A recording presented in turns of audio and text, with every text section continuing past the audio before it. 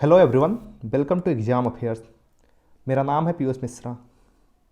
अब आपको पता ही होगा कि ये एग्ज़ाम्स यूपीएससी करवाता है। एसएससी के थ्रू वेरियस एग्ज़ाम्स होते हैं जैसे कि सीजीएल, सीपीओ एसआई या फिर सीएचएसएल, रेलवेज़ के एग्ज़ाम्स हो गए या फिर एनटीपीसी का एग्ज़ाम हो गया, एफकैट हो गया। तो अगर आप इनमें से किसी भी एग्ज़ाम्स की प्रिपरेशन कर रहे हैं तो आप हमारे साथ कनेक्ट हो सकते हैं। मैंने अब तक 2 वीडियोज़ को अपलोड किए हैं। पहला वीडियो था ओरिजिन ऑफ यूनिवर्स, जहाँ पर मैंने बिग बैंग थ्योरी के बारे में डिटेल्ड में बताया था, और दूसरा वीडियो था जर्नी ऑफ अ स्टार के बारे में, जहाँ पर मैंने बताया था कि स्टार्स बनते कैसे हैं, फिर वो कैसे रेड जायंट में कन्वर्ट होते हैं, फिर अल्टीमेटली ब्लैक होल या वाइट ड्वार्फ बन के ख़त्म हो जाते हैं। अगर आप इन वीडियोज़ को देखना चाहते हैं तो प्लेलिस्ट में जाके सर्च कीजिए, वहाँ पे आपको आसानी से मिल जाएगा। आज का टॉपिक रहने वाला है सोलर सिस्टम। अब ये है हमारा सूर्य, मरकरी, वीनस, अर्थ जहाँ के हम बासिंदे हैं। ये है मार्स, जुपिटर।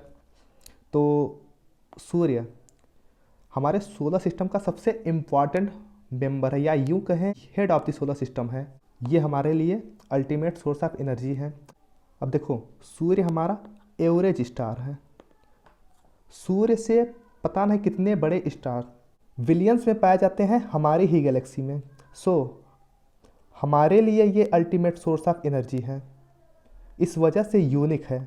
अदरवाइज ऐसे स्टार्स पता नहीं कितने पाए जाते हैं पूरे यूनिवर्स में। अब आपको पता ही होगा कि सोलर सिस्टम में कुल 8 प्लैनेट्स आते हैं, एस्टेरॉइड्स आते हैं, कॉमेट्स आते हैं, या फिर इन प्लैनेट्स के जो सैटेलाइट होते हैं ये भी सोलर सिस्टम का हिस्सा है।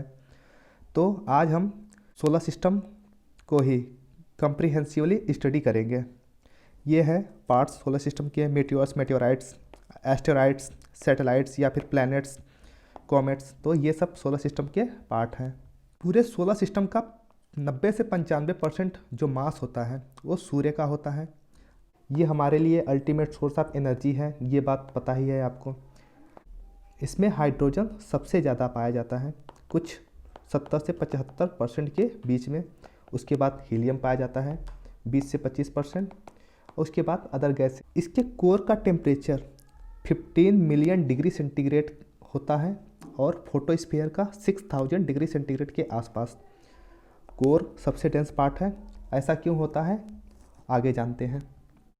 और हाँ, एक बात और याद रखना, हमारे सूर्य का रेडियस है 6,96,000 किलोमीटर।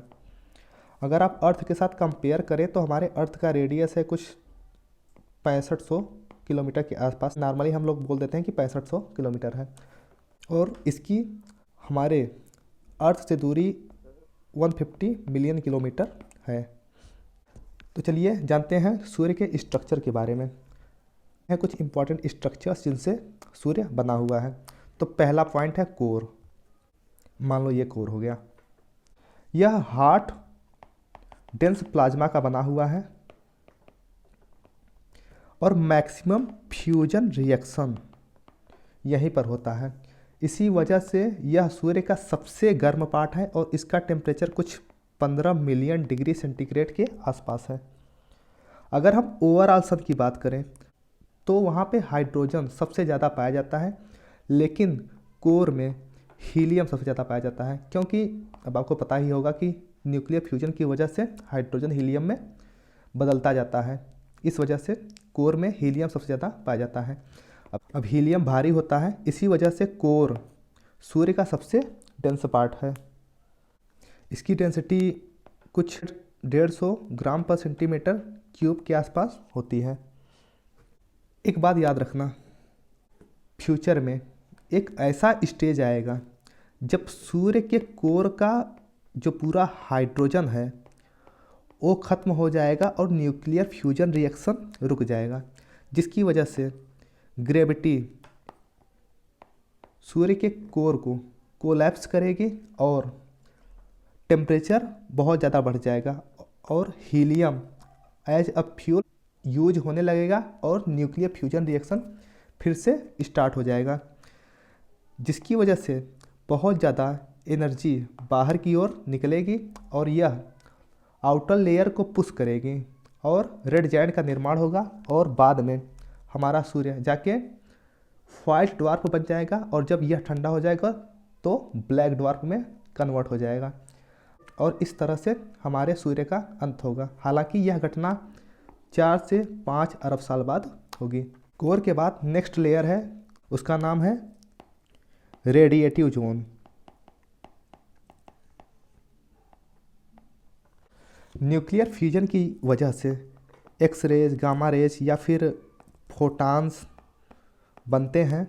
इन्हीं का ट्रांसफ़र रेडिएटिव जोन में रेडिएशन के थ्रू होता है और एनर्जी बाहर निकलती है। तीसरा लेयर है, इसको बोलते हैं कन्वेक्टिव जोन।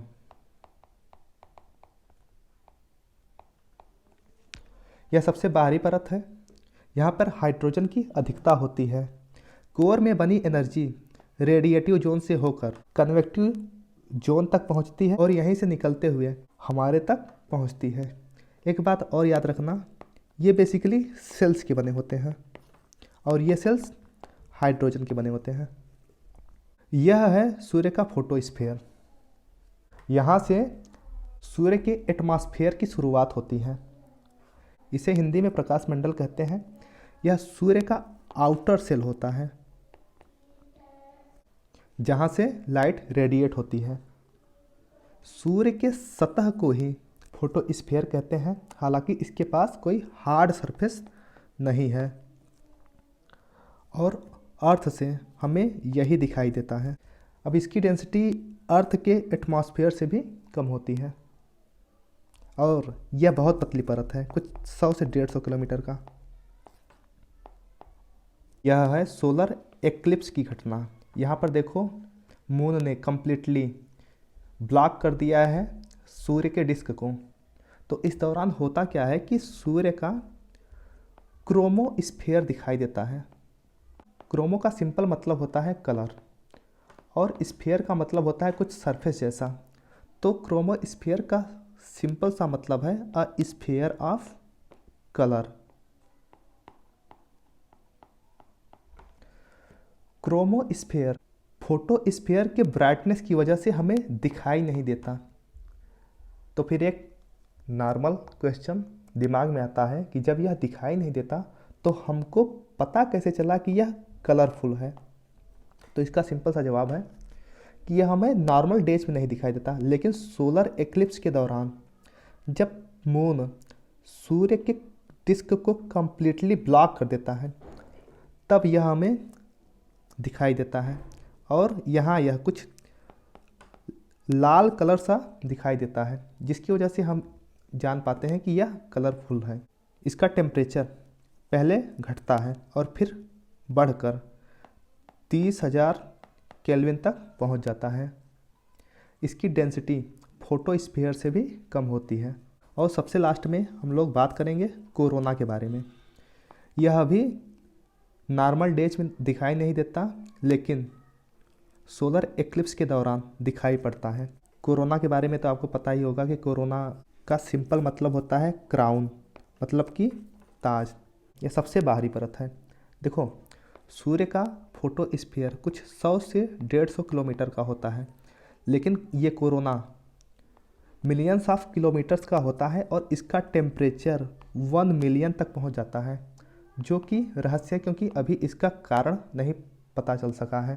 एक बात और याद रखना, सोलर एक्लिप्स के दौरान जब मून सन को कंप्लीटली ब्लॉक कर देता है तो हमारे आँखों का जो प्यूपिल होता है वह डायलेट हो जाता है, मतलब कि फैल जाता है, जिसकी वजह से एनर्जी ज़्यादा मात्रा में आँखों में जाती है और चांसेज होते हैं कि हमारा रेटिना डैमेज हो जाए। इसी वजह से साइंटिस्ट बोलते हैं कि कभी भी सोलर एक्लिप्स को नेकेड आई से नहीं देखना चाहिए। और जब रेटिना डैमेज होता है तो हो सकता है कि आप कंप्लीट या पार्शियल ब्लाइंड भी हो जाएं। तो चलिए इस इमेज में समझते हैं कि कैसे स्ट्रक्चर होता है सूर्य का। ये है कोर, ये वाला पोर्शन, ये है रेडिएटिव जोन और ये है कन्वेक्टिव जोन। ये पूरा जो सूर्य को हमको दिखाई देता है इसको बोलते हैं फोटोस्फीयर। और ये core, radiative zone, convective zone ये हमको दिखाई नहीं देते, हमें ये भी नहीं दिखाई देते, लेकिन सोलर एक्लिप्स के दौरान कोरोना और क्रोमोस्फीयर दिखाई देता है। हमें नॉर्मल डेज में सूर्य का सिर्फ फोटोस्फीयर दिखाई देता है और ये कभी नहीं दिखाई देते। अब कुछ इवेंट्स के बारे में जानते हैं।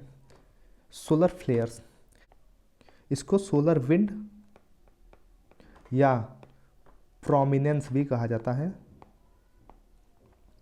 ये बेसिकली हॉट एटम्स के स्ट्रीम होते हैं जो सूर्य के फोटोस्फीयर से निकलते हैं और ग्रेविटी के इफ़ेक्ट को नलीफाई करके आउटर स्पेस में पहुंच जाते हैं।